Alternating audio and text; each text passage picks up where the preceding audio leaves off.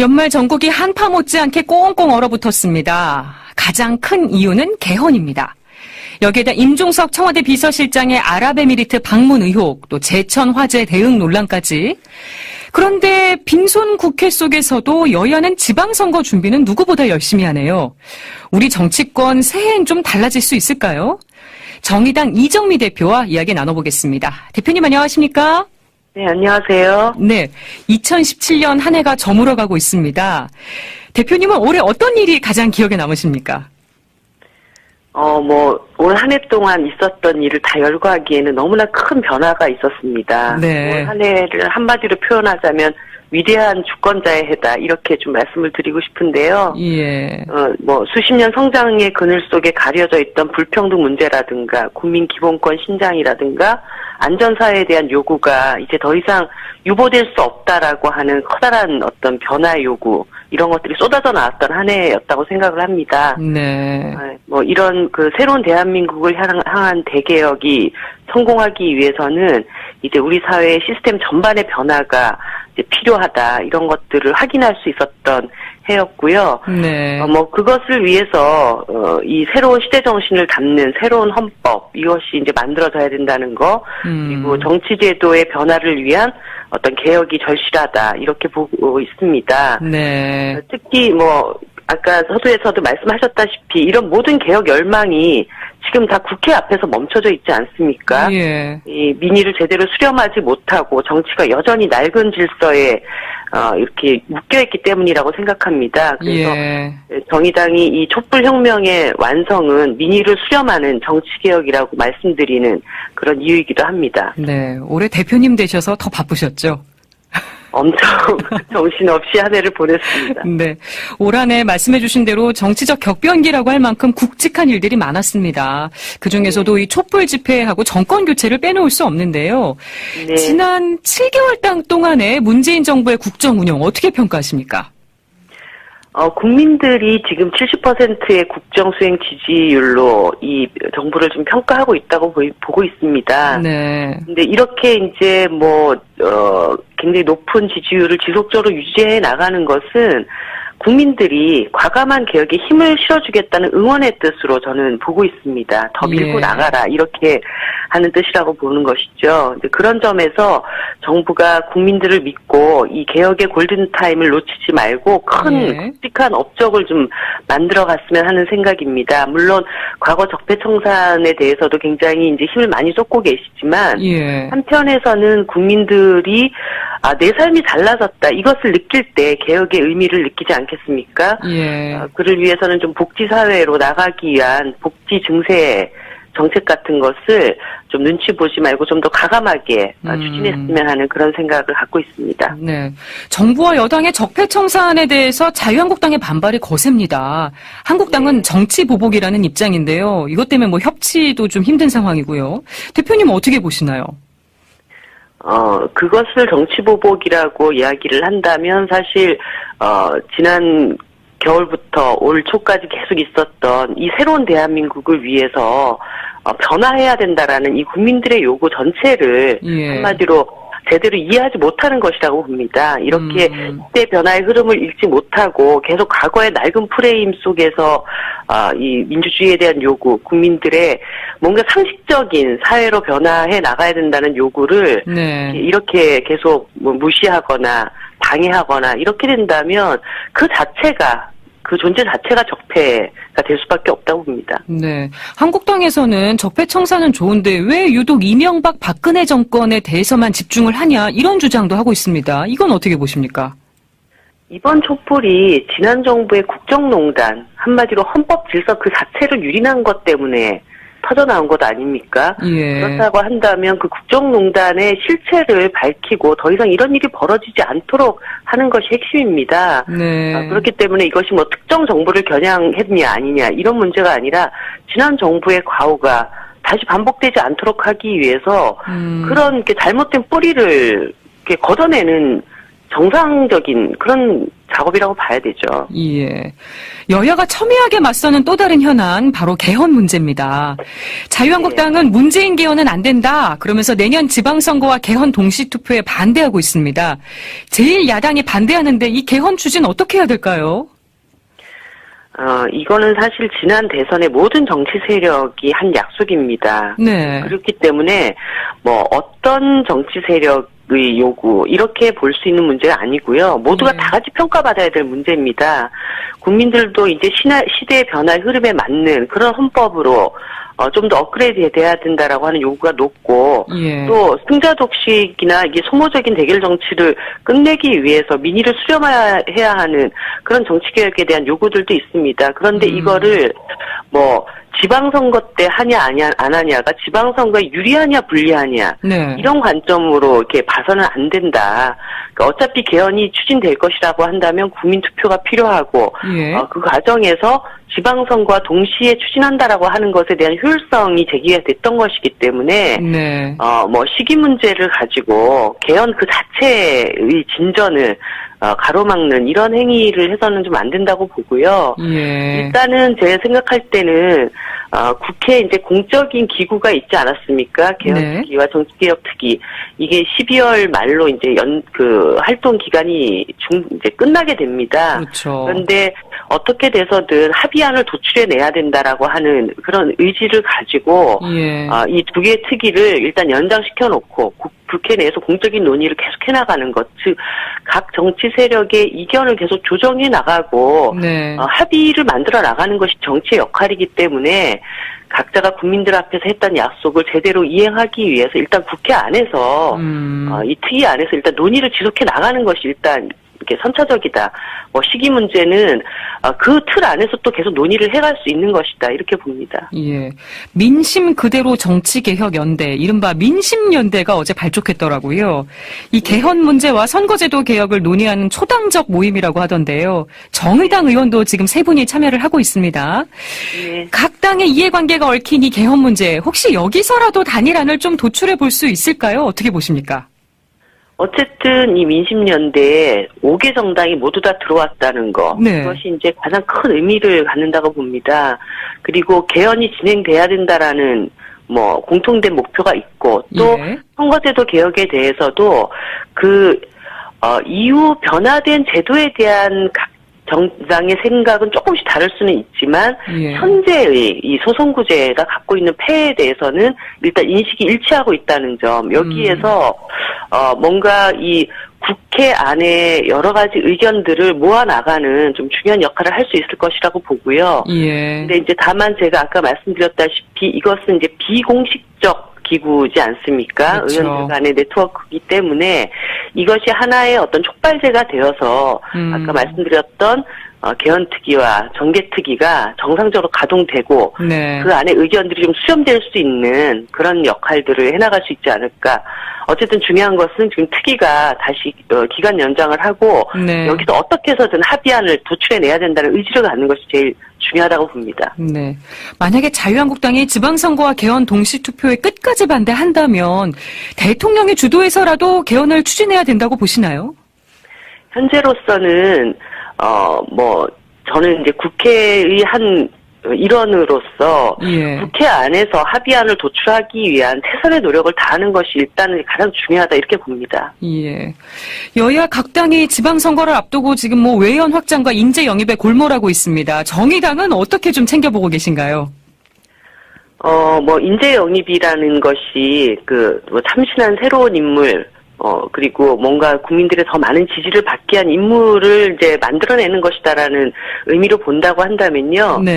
정의당은 안에서 그런 참신한 인물들을 잘 준비해서 그 얼굴을 보여드리는 것, 이것에 더 집중해야 된다고 봅니다. 우리 스스로를 아직 충분히 보여드리지 못했고, 그 기회도 좀 적었다고 생각하기 때문에, 그것을 통해서 결국은 정의당이 누차 말씀드렸다시피 청년이나 여성, 비정규직, 그리고 중소상인들과 같이 정치가 제대로 대변해주지 못했던 분들의 목소리를 내고 그 속에서 우리의 지지 기반을 확장시켜 나가는 그런 전략을 쓰는 것이 정의당의 이 계획입니다. 그리고 네. 또 정치와 정당이 그런 역할들을 착실히 잘해나가는 것이 더 중요하다고 저는 생각합니다. 숨겨진 인재가 많다는 입장이시군요. 네. 네. 정의당의 스타 정치인으로 불리는 분들이죠. 이 심상정 전 대표 또 노회찬 원내대표 두 분의 지방선거 출마 여부도 관심입니다. 심상정 전 대표는 경기도지사 선거에 또 노회찬 원내대표는 서울시장 선거에 나올 거라는 전망이 있는데요. 혹시 당 대표로서 이분들이 나서주길 바라는 마음도 있으십니까? 그 두 분의 출마는 개인적인 문제가 아니라 정의당의 입장에서는 굉장히 전략적인 판단이 요구되는 것이기 때문에요. 지방선거에 의미 있는 성과를 내기 위해서 모든 가능성을 열어놓고 이 문제에 대해서 좀 신중하게 여러 판단을 할 생각입니다. 네, 부인은 하지 않으신 걸로 이해하겠습니다. 국민의당이 바른정당과의 통합 찬반을 묻는 전당원 투표를 실시하고 있습니다. 두 당의 합당 움직임은 어떻게 보세요? 제가 남의 당 사정에 대해서 이러저러하게 언급을 하기에는 좀 그렇지만요. 저는 이런 생각이 듭니다. 국민들이 정치에 대해서 신뢰를 갖게 되는 것은 그 정당에 대한 일관성, 예측 가능성 이런 것들을 기대할 수 있을 때라고 봅니다. 그런데 이제 이런 것들이 어제 한 말, 오늘 한 말이 달라지고 저 당이 어느 방향으로 갈지 예측할 수 없는 그런 혼란의 상황에 빠질 때 그것이 그 정당뿐만 아니라 정치 전체에 대한 불신으로 이어지게 된다는 점에서 여러 가지 지금 안타깝다는 생각이 듭니다. 예를 들어서 국민의당이 햇볕 정책을 계승한 정당이다라고 얘기를 했는데 햇볕 정책 폐기를 주장하는 바른정당과 가치와 비전을 공유하지 못한 채 합친다는 거. 그리고 안철수 대표께서 불과 몇 달 전에 이제 당대표에 출마하면서 바른정당과의 합당은 없다. 이렇게 아주 구체적으로 얘기를 했음에도 불구하고 다시 또 합당을 추진하는 과정, 이런 것들이, 두 당 간의 어떤 문제를 떠나서 이것이 자꾸 정치에 대해서 국민들이 아니 왜 저 사람들은 저렇게 매일 말 바꾸기를 하는 걸까 이렇게 불신하게 되는 어떤 결과를 낳지 않을까 그런 것들이 우려스럽죠. 네, 국민의당하고 바른정당이 합당을 하게 된다면 지방선거에서 자유한국당과 선거연대를 할 수 있다는 가능성이 흘러나오고 있습니다. 그러니까 여야가 1대1 구도를 만들어야 한다는 이유인데요. 혹시 정의당도 선거연대를 검토하고 계십니까? 정의당은 계속 말씀드렸다시피 지난 대선을 통해서 정의당의 존재 가치를 스스로 입증했던 과정이 있었습니다. 이번 지방선거는 당의 그 다음 도약을 위해서 정의당의 이름으로 이게 당당하게 선거를 치러 나가야 된다고 생각을 합니다. 그리고 새롭게 통합될 두 당이 자유한국당과 다시 선거연대를 한다. 사실 적폐 정치 세력과의 단절을 선언하고 나왔던 바른정당 그리고 국민의당의 입장에서 탄핵에 반대했던 또 자유한국당과 선거연대를 한다. 이거는 그야말로 정말 낡은 정치로의 회귀일 뿐이고 국민들로서는 도저히 그것을 용납하기 어려운 그런 결정이 될 거라고 봅니다. 네, 박근혜 정부의 한일 간 위안부 이면 합의가 지금 연말 전국을 달굴 걸로 보입니다. 박근혜 전 대통령에게 이 부분에 대한 책임도 물어야 된다고 보시나요? 너무나 당연합니다. 이것은 한마디로 위안부 할머니들뿐만 아니라 우리 국민들을 속인 일이고 우리 국민 전체를 식민범죄 가해자들의 들러리로 세운 꼴이 된 것입니다. 이건 친일파나 매국노나 다름없는 짓이었다고 생각을 하고요. 한마디로 박근혜 대통령의 국정농단의 핵심 범죄가 될 것이다. 이런 생각이 듭니다. 그래서 국회도 국정조사 철저히 해야 되고 검찰도 수사에 나서야 되고 그래서 관련자들에 대한 처벌들 다 있어야 된다고 보고요. 특히 이제 이 합의 12.28 합의 자체가 이런 범법적인 과정을 통해서 이루어진 합의이기 때문에 현 정부는 이 합의를 무효화하고 한일 관계를 다시 정상적으로 풀어나가는 그런 과정들을 밟아야 하지 않는가 이런 생각이 듭니다. 그렇게 보시는군요. 지금까지 정의당 이정미 대표로부터 연말 전국 현안에 대한 견해 들어봤습니다. 대표님 새해 복 많이 받으시고요. 인터뷰 감사합니다. 네, 새해 복 많이 받으세요. 네. 지난 정부의 대북 관련 정책들을 검토해온 통일부의 정책혁신위원회 오늘 검토 결과를 발표했는데요. 개성공단 전면 중단은 박근혜 전 대통령의 일방적인 구두 지시로 이루어졌다. 이런 내용이 담겨 있습니다. 혁신위 위원으로 활동한 동국대학교 고유환 교수 연결합니다. 교수님 안녕하세요. 네, 안녕하십니까. 그동안에는 그 NSC 국가안전보장회의 상임위원회에서 개성공단 중단을 결정했다라고 설명해 오지 않았었나요? 네. 근데 그게 사실이 아닙니까? 2016년 2월 10일 국가안전보장회의 상임위원회에서 결정한 것으로 그동안 알려져 있었는데요. 예. 그보다 이틀 전인 2월 8일 박근혜 대통령이 이 개성공단에서 철수하라는 지시를 내렸던 것으로 확인이 됐습니다. 그러니까 청와대 외교안보 수석이 통일부 장관에게 개성공단을 철수하라는 그 박근혜 대통령의 구두 지시를 통보한 날이 2월 8일 오전으로 확인이 됐습니다. NSC 상임위원회 있기 이틀 전에? 네네. 예. 오늘 혁신위원회가 그런 것에 대해서 통치 행위라도 법치에서 예외되지 않는다 이런 말씀을 하면서 초법적이라고 발표했는데 이게 네. 법을 어긴 겁니까? 초법과 탈법은 다른 개념으로 봐야 될 것 같고요. 예. 남북관계 특성상 주요 정책 결정의 상당 부분은 통치 행위에 해당한다고 볼 수 있겠습니다. 예. 우리가 국가보안법상으로 봤을 때 북한은 적대단체로 규정돼 있고, 예. 그래서 그동안 이제 남북 정상회담을 추진하거나 대규모 대북 지원을 할 때 대통령의 통치 행위로 이것이 정당화돼 왔었죠. 예. 그래서 이제 그런 또 문제점을 극복하기 위해서 1990년도에 남북 교류 협력에 관한 법률을 정해가지고 이제 그 북한이 적대 단체이지만 또 교류 협력을 추진할 수 있는 법적 근거는 마련돼 있습니다. 예. 그리고 이제 2015년에 여야 합의로 남북 관계 발전에 관한 법률을 제정한 바가 있습니다. 예. 거기에 보면 이제 남북 관계와 관련한 이제 주요 의사를 결정할 때 남북 관계 발전 위원회 심의를 거치도록 돼 있습니다. 네, 이제 그 개성공단을 시작하는 행위 이런 것들은 이제 통치 행위로 볼 수가 있는데 이후에 이제 공단이 진행되면서 우리의 많은 그 중소기업들이 투자를 하고 또 개성공단 자체가 갖는 성격이 이제 공공재적 성격도 일부 있는 거죠. 그러니까 남북 화해 협력에 기여하고 뭐 공동 번역에 기여하고 또 남북 그 간의 관계가 이제 대외 신인도와도 연관이 있기 때문에 뭐 그런 것을 고려한다면 이제 이런 중요 결정을 할 때 법률에 정해진 이 절차를 거쳐서 심의를 거친 다음에 이제 국가안전보장회의에서 이제 최종 결정을 하면 되는 것이죠. 그래서 아마 이 절차를 통과하지 않고 이행하지 않는다 하더라도 여기에 대한 처벌 규정이 없고 이제 아마 통치 행위와 연관이 있는 것 같고요. 그렇다 하더라도 그 적어도 이 결정 과정이 절차적으로 좀 투명하게 이루어져야 하는데 그 국가안전보장회의에서 결정된 것이 아니라 그 이전에 그 대통령이 이제 결정한 것으로 그래서 그 당시에도 뭐 비선 개입설 같은 것이 나오고 그랬죠. 그랬죠. 그러니까 정상적이려면 남북관계 발전위원회의 심의를 거치고 NSC 상임위원회에서 의결하는 이게 정상적인 거다 이거죠? 예, 그렇습니다. 근데 그런 거를 다 생략하고 NSC 상임위원회 이틀 전에 이미 대통령이 지시가 있었다. 그거군요. 네, 그렇습니다. 대통령은 왜 그렇게 독단적인 결정을 했다고 보십니까?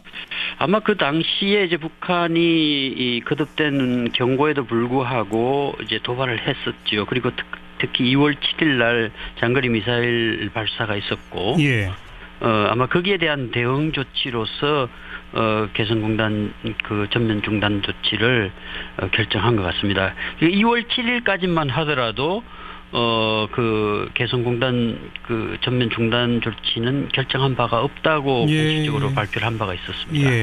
조금 아까 언급하셨습니다만 비선 실세 개입설 최순실 사태 이후에는 최순실이 개입한 거 아니냐 이런 의혹들이 있었는데 그건 뭐 확인된 게 없습니까? 그 절차와 관련해서는 청와대 기록물들이 이제 대통령 기록물로 다 이관된 상황이라 확인할 수가 없고요. 예. 다만 이제 정황적으로 드러난 내용으로 봤을 때, 국가안전보장회의 이전에 이미 결정이 돼서 예. 지시가 된 것으로 그렇게만 확인이 됐습니다. 거기에 누가 영향을 미쳤는지 같은 거는 자료가 없다 이 말씀이에요. 네, 그런 것은 이제 확인할 수가 없었습니다. 네. 그런데 일각에서는 그때 이제 장거리 미사일 도발 등등이 나오니까 국민의 안전을 책임져야 할 대통령이 개성공단의 근로자들의 안전을 염려해서 결정할 수 있는 거 아니냐. 그리고 구체적으로 개성공단 철수 방침은 국가안전보장회의에서 구체적으로 논의한 것 아니냐. 이걸 독단이나 초법적이라고 비판하는 것은 문제가 있다. 이런 지적도 있는데 어떻게 생각하세요? 그 부분이 이제 통치 행위라는 쪽으로 이제 정당화될 수 있는 이제 그런 논리이죠. 예.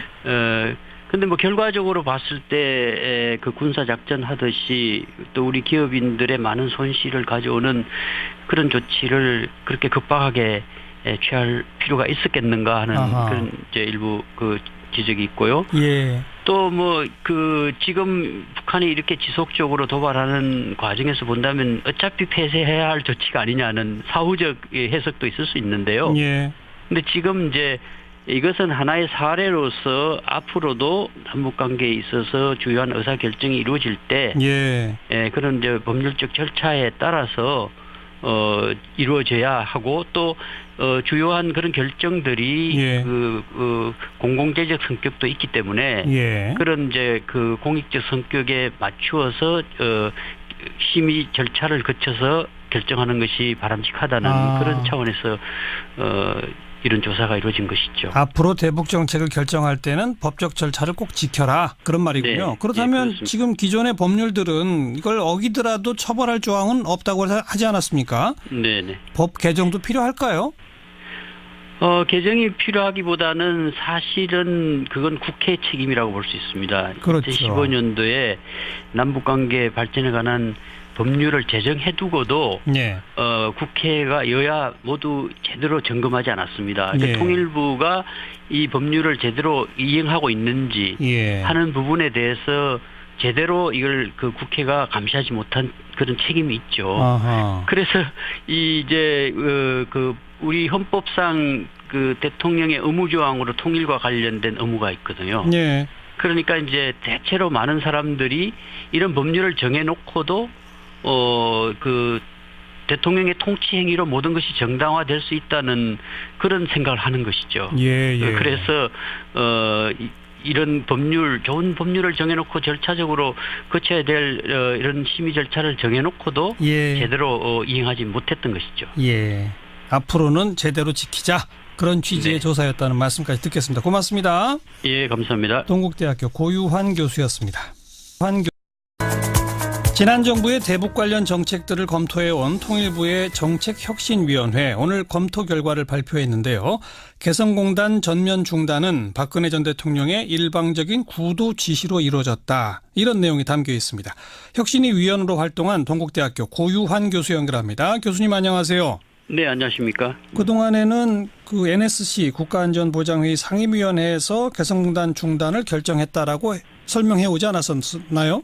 네. 근데 그게 사실이 아닙니까?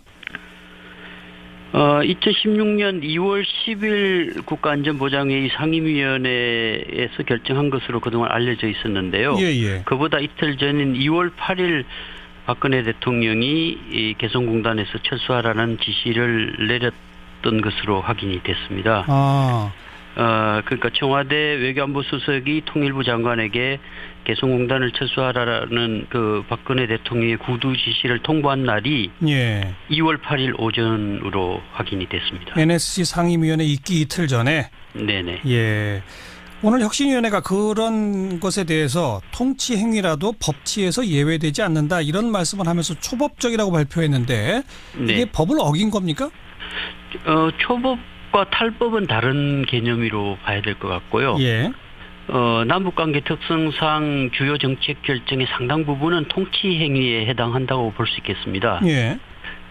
우리가 국가보안법상으로 봤을 때 북한은 적대단체로 규정돼 있고 그래서 그동안 이제 남북 정상회담을 추진하거나 대규모 대북 지원을 할 때 대통령의 통치 행위로 이것이 정당화돼 왔었죠. 예. 그래서 이제 그런 또 문제점을 극복하기 위해서 1990년도에 남북 교류 협력에 관한 법률을 정해가지고 이제 그 북한이 적대 단체이지만 또 교류 협력 을 추진할 수 있는 법적 근거는 마련돼 있습니다. 예, 예. 그리고 이제 2015년에 여야 합의로 남북 관계 발전에 관한 법률을 제정한 바가 있습니다. 예. 거기에 보면 이제 그 남북 관계와 관련한 이제 주요 의사를 결정할 때 예. 남북 관계 발전 위원회 심의를 거치도록 돼 있습니다. 아. 네, 이제 그 개성공단을 시작하는 행위 이런 것들은 이제 통치 행위로 볼 수가 있는데 예. 이후에 이제 공단이 진행되면서 우리의 많은 그 중소기업들이 투자를 하고 또 개성공단 자체가 갖는 성격이 이제 공공재적 성격도 일부 있는 거죠. 예, 예. 그러니까 남북 화해 협력에 기여하고 뭐 공동 번역에 기여하고 또 남북 그 간의 관계가 이제 대외 신인도와도 연관이 있기 때문에 예. 뭐 그런 것을 고려한다면 이제 이런 중요 결정을 할 때 네. 법률에 정해진 이 절차를 거쳐서 예. 심의를 거친 다음에 이제 국가안전보장회의에서 이제 최종 결정을 하면 되는 것이죠. 예, 예. 그래서 아마 이 절차를 통과하지 않고 이행하지 않는다 하더라도 여기에 대한 처벌 규정이 없고 예. 이제 아마 통치 행위와 연관이 있는 것 같고요. 예. 그렇다 하더라도 그 적어도 이 결정 과정이 절차적으로 좀 투명하게 이루어져야 하는데 예. 그 국가안전보장회의에서 결정된 것이 아니라 그 이전에 그 대통령이 이제 결정한 것으로. 예. 그래서 그 당시에도 뭐 비선 개입설 같은 것이 나오고 그랬죠. 그랬죠. 네, 그러니까 네. 정상적이려면 남북관계발전위원회의 심의를 거치고 NSC 상임위원회에서 의결하는 이게 정상적인 거다 이거죠? 예, 그렇습니다. 근데 그런 거를 다 생략하고 NSC 상임위원회 이틀 전에 이미 대통령이 지시가 있었다. 그거군요. 네, 그렇습니다. 대통령은 왜 그렇게 독단적인 결정을 했다고 보십니까? 아마 그 당시에 이제 북한이 이 거듭된 경고에도 불구하고 이제 도발을 했었죠. 그리고 특히 2월 7일 날 장거리 미사일 발사가 있었고, 예.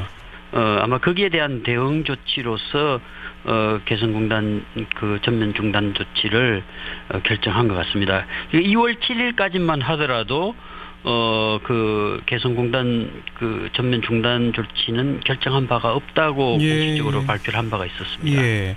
조금 아까 언급하셨습니다만 비선 실세 개입설 최순실 사태 이후에는 최순실이 개입한 거 아니냐 이런 의혹들이 있었는데 그건 뭐 확인된 게 없습니까? 그 절차와 관련해서는 청와대 기록물들이 이제 대통령 기록물로 다 이관된 상황이라 예. 그 확인할 수가 없고요. 예. 다만 이제 그 정황적으로 드러난 내용으로 봤을 때 그 국가안전보장회의 이전에 이미 결정이 돼서 예. 지시가 된 것으로 그렇게만 확인이 됐습니다. 거기에 누가 영향을 미쳤는지 같은 거는 자료가 없다 이 말씀이군요. 네, 그런 것은 이제 확인할 수가 없었습니다. 네. 그런데 일각에서는 그때 이제 미사일 장거리 미사일 도발 등등이 나오니까 국민의 안전을 책임져야 할 대통령이 개성공단의 근로자들의 안전을 염려해서 결정할 수 있는 거 아니냐. 그리고 그 구체적으로 개성공단 철수 방침은 국가안전보장회의에서 구체적으로 논의한 것 아니냐. 이걸 독단이나 초법적이라고 비판하는 것은 문제가 있다. 이런 지적도 있는데 어떻게 생각하세요? 그 부분이 이제 그 통치 행위라는 쪽으로 주장이요. 이제 그 정당화될 수 있는 이제 그런 논리이죠. 예. 근데 뭐 결과적으로 봤을 때 그 군사 작전 하듯이 또 우리 기업인들의 많은 손실을 가져오는 그런 조치를 그렇게 급박하게 취할 필요가 있었겠는가 하는 그런 이제 일부 그 지적이 있고요. 예. 또 뭐 그 지금 북한이 이렇게 지속적으로 도발하는 과정에서 본다면 어차피 폐쇄해야 할 조치가 아니냐는 사후적 해석도 있을 수 있는데요. 예. 근데 지금 이제 이것은 하나의 사례로서 앞으로도 남북관계에 있어서 주요한 의사결정이 이루어질 때 그런 이제 법률적 절차에 따라서 이루어져야 하고 또 주요한 그런 결정들이 공공재적 성격도 있기 때문에 그런 이제 그 공익적 성격에 맞추어서 심의 절차를 거쳐서 결정하는 것이 바람직하다는 그런 차원에서 이런 조사가 이루어진 것이죠. 앞으로 대북 정책을 결정할 때는 법적 절차를 꼭 지켜라 그런 말이군요. 네. 그렇다면 네, 지금 기존의 법률들은 이걸 어기더라도 처벌할 조항은 없다고 하지 않았습니까? 네네. 법 개정도 필요할까요? 개정이 필요하기보다는 사실은 그건 국회의 책임이라고 볼 수 있습니다. 그렇죠. 2015년도에 남북관계 발전에 관한 법률을 제정해두고도 국회가 여야 모두 제대로 점검하지 않았습니다. 그러니까 통일부가 이 법률을 제대로 이행하고 있는지 하는 부분에 대해서 제대로 이걸 그 국회가 감시하지 못한 그런 책임이 있죠. 그래서 이제 그 우리 헌법상 그 대통령의 의무조항으로 통일과 관련된 의무가 있거든요. 그러니까 이제 대체로 많은 사람들이 이런 법률을 정해놓고도 그 대통령의 통치 행위로 모든 것이 정당화될 수 있다는 그런 생각을 하는 것이죠. 그래서 이런 법률, 좋은 법률을 정해놓고 절차적으로 거쳐야 될 이런 심의 절차를 정해놓고도 제대로 이행하지 못했던 것이죠. 앞으로는 제대로 지키자. 그런 취지의 조사였다는 말씀까지 듣겠습니다. 고맙습니다. 감사합니다. 동국대학교 고유환 교수였습니다. 두 분의 지방선거 출마 여부도 관심입니다. 심상정 전 대표는 경기도지사 선거에 또 노회찬 원내대표는 서울시장 선거에 나올 거라는 전망이 있는데요. 혹시 당 대표로서 이분들이 나서주길 바라는 마음도 있으십니까? 그 두 분의 출마는 개인적인 문제가 아니라 정의당의 입장에서는 굉장히 전략적인 판단이 요구되는 것이기 때문에요. 지방선거에 의미 있는 성과를 내기 위해서 모든 가능성을 열어놓고 이 문제에 대해서 좀 신중하게 여러 판단을 할 생각입니다. 네, 부인은 하지 않으신 걸로 이해하겠습니다. 국민의당이 바른정당과의 통합 찬반을 묻는 전당원 투표를 실시하고 있습니다. 두 당의 합당 움직임은 어떻게 보세요? 제가 남의 당 사정에 대해서 이러저러하게 언급을 하기에는 좀 그렇지만요. 저는 이런 생각이 듭니다.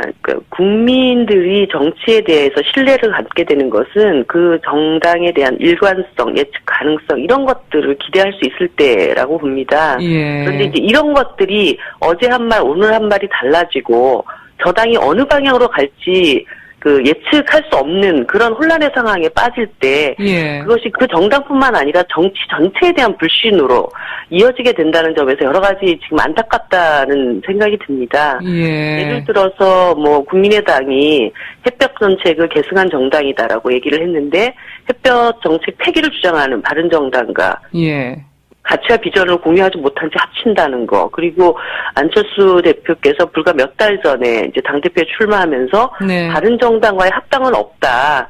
이렇게 아주 구체적으로 얘기를 했음에도 불구하고 다시 또 합당을 추진하는 과정, 이런 것들이, 두 당 간의 어떤 그 문제를 떠나서 이것이 자꾸 정치에 대해서 국민들이 아니 왜 저 사람들은 저렇게 매일 말 바꾸기를 하는 걸까 이렇게 불신하게 되는 어떤 결과를 낳지 않을까 그런 것들이 우려스럽죠. 네, 국민의당하고 바른정당이 합당을 하게 된다면 지방선거에서 자유한국당과 선거연대를 할 수 있다는 가능성이 흘러나오고 있습니다. 그러니까 여야가 1대1 구도를 만들어야 한다는 이유인데요. 혹시 정의당도 선거연대를 검토하고 계십니까? 정의당은 계속 말씀드렸다시피 지난 대선을 통해서 정의당의 존재에 반대하고 있습니다. 제1야당이 반대하는데 이 개헌 추진 어떻게 해야 될까요? 이거는 사실 지난 대선의 모든 정치 세력이 한 약속입니다. 그렇기 때문에 어떤 정치 세력의 요구 이렇게 볼 수 있는 문제가 아니고요. 모두가 다 같이 평가받아야 될 문제입니다. 국민들도 이제 시대의 변화의 흐름에 맞는 그런 헌법으로 좀 더 업그레이드 돼야 된다라고 하는 요구가 높고 또 승자 독식이나 이게 소모적인 대결 정치를 끝내기 위해서 민의를 수렴해야 하는 그런 정치 개혁에 대한 요구들도 있습니다. 그런데 이거를 지방선거 때 하냐 안 하냐가 지방선거에 유리하냐 불리하냐 네. 이런 관점으로 이렇게 봐서는 안 된다. 그러니까 어차피 개헌이 추진될 것이라고 한다면 국민투표가 필요하고 예. 그 과정에서 지방선거와 동시에 추진한다라고 하는 것에 대한 효율성이 제기가 됐던 것이기 때문에 네.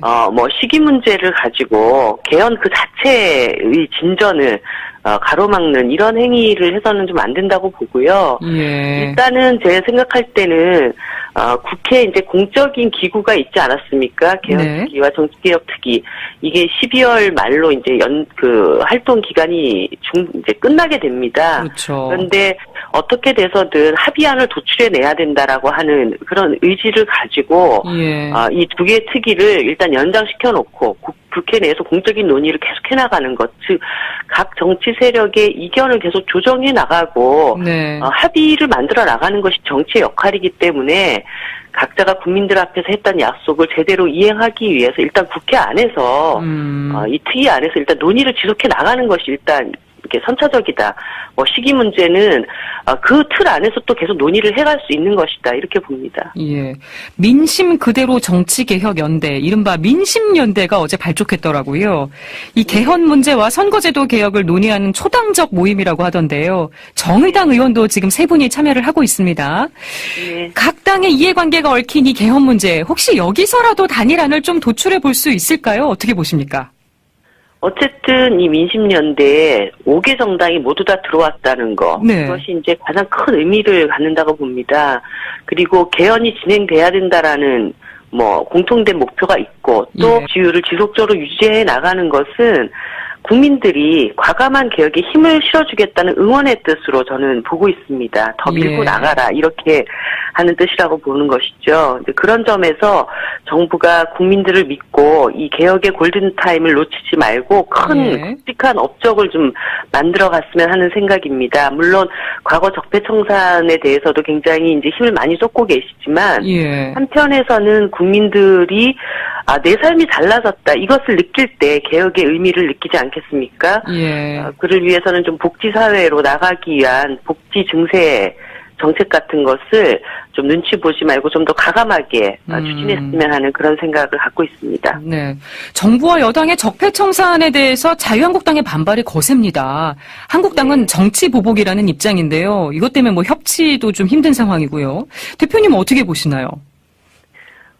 그것을 정치보복이라고 이야기를 한다면 사실, 지난 겨울부터 올 초까지 계속 있었던 이 새로운 대한민국을 위해서 변화해야 된다라는 이 국민들의 요구 전체를 한마디로 제대로 이해하지 못하는 것이라고 봅니다. 이렇게 시대 변화의 흐름을 읽지 못하고 계속 과거의 낡은 프레임 속에서 이 민주주의에 대한 요구, 국민들의 뭔가 상식적인 사회로 변화해 나가야 된다는 요구를 이렇게 계속 무시하거나 방해하거나 이렇게 된다면 그 존재 자체가 적폐가 될 수밖에 없다고 봅니다. 네. 한국당에서는 적폐청산은 좋은데 왜 유독 이명박 박근혜 정권에 대해서만 집중을 하냐 이런 주장도 하고 있습니다. 이건 어떻게 보십니까?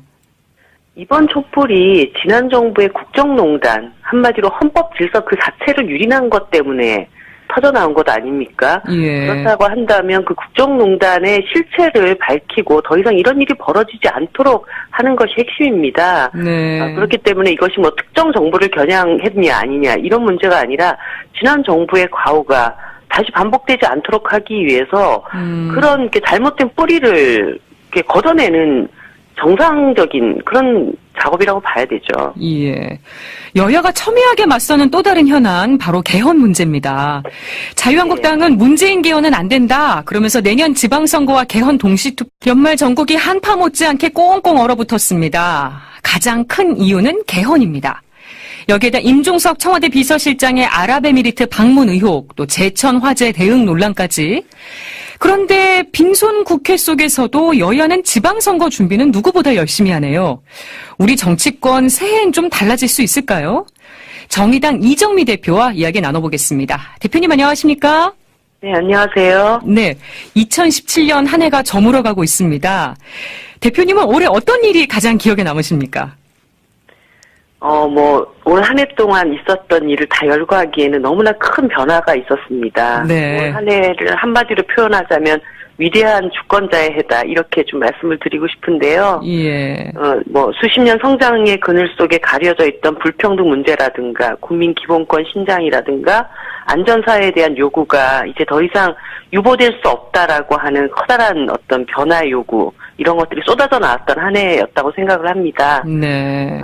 이런 그 새로운 대한민국을 향한 대개혁이 성공하기 위해서는 이제 우리 사회의 시스템 전반의 변화가 이제 필요하다, 이런 것들을 확인할 수 있었던 해였고요. 네.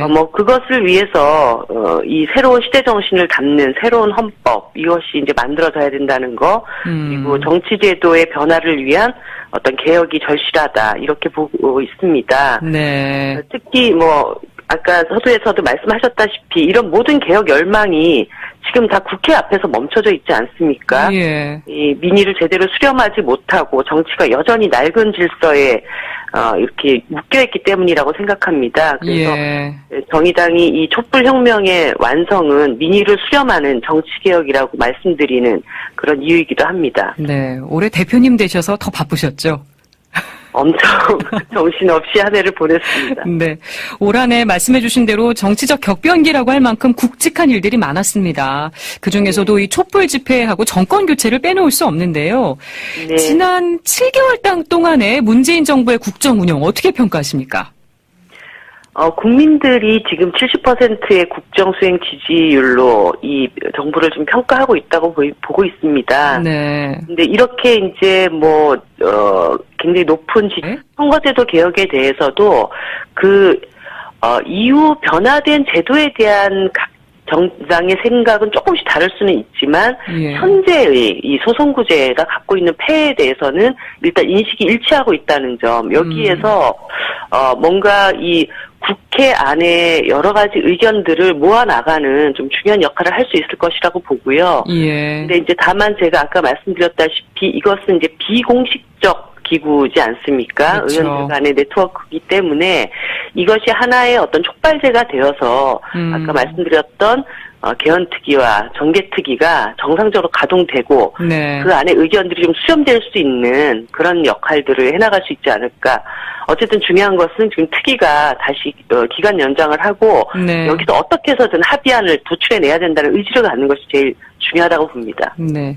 만약에 자유한국당이 지방선거와 개헌 동시투표에 끝까지 반대한다면 대통령의 주도에서라도 개헌을 추진해야 된다고 보시나요? 현재로서는 저는 이제 국회의 한 일원으로서, 예. 국회 안에서 합의안을 도출하기 위한 최선의 노력을 다하는 것이 일단은 가장 중요하다, 이렇게 봅니다. 예. 여야 각 당이 지방선거를 앞두고 지금 외연 확장과 인재 영입에 골몰하고 있습니다. 정의당은 어떻게 좀 챙겨보고 계신가요? 인재 영입이라는 것이 참신한 새로운 인물, 그리고 뭔가 국민들의 더 많은 지지를 받게 한 인물을 이제 만들어내는 것이다라는 의미로 본다고 한다면요. 네. 정의당은 안에서 그런 참신한 인물들을 잘 준비해서 그 얼굴을 보여드리는 것, 이것에 더 집중해야 된다고 봅니다. 우리 네. 스스로를 아직 충분히 보여드리지 못했고, 예. 그 기회도 좀 적었다고 생각하기 때문에, 그것을 통해서 결국은 정의당이 누차 말씀드렸다시피 청년이나 여성, 비정규직, 그리고 중소상인들과 같이 정치가 제대로 대변해주지 못했던 분들의 목소리를 내고, 예. 그 속에서 우리의 지지 기반을 확장시켜 나가는 그런 전략을 쓰는 것이 정의당의 계획입니다. 그리고 네. 또 정치와 정당이 그런 역할들을 착실히 잘 해나가는 것이 더 중요하다고 저는 생각합니다. 숨겨진 인재가 많다는 입장이시군요. 네. 네. 정의당의 스타 정치인으로 불리는 분들이죠. 이 심상정 전 대표, 또 노회찬 원내대표.